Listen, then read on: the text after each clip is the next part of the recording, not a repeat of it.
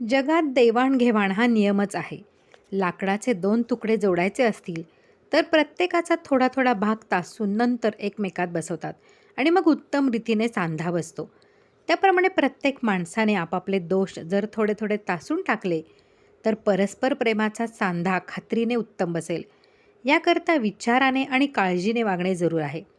घरामध्ये काय किंवा बाहेर काय प्रेमाचा धाक असावा, भीतीचा धाक असू नये.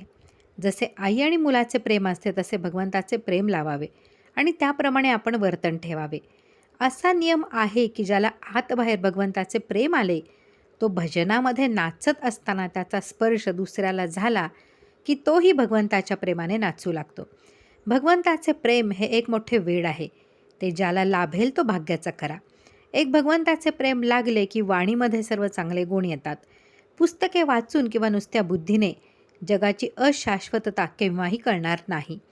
भगवंताचे प्रेम वाढले की ती आपोआप कळू लागते. एखाद्या माणसाचे तोंड आल्यावर पोटामध्ये भूक असूनसुद्धा त्याला खाता येत नाही किंवा अन्नाला चव लागत नाही. त्याचप्रमाणे आतमध्ये भगवंताचे प्रेम असूनसुद्धा आपण बाहेर प्रपंचामध्ये आसक्त असल्यामुळे भगवंताच्या नामाची गोडी वाटत नाही. तोंड बरे व्हायला जसे प्रथम औषध घ्यावे त्याप्रमाणे नामाची गोडी यायला आपण प्रपंचाची आसक्ती कमी करावी. ही प्रपंचाची आसक्ती सोडणे किंवा कमी करणे हे फार कठीण काम आहे. त्याकरता भगवंताबद्दल आपलेपणा, अनुसंधान आणि सत्संग हेच 3 उपाय आहेत. श्री गोंदवलेकर महाराज.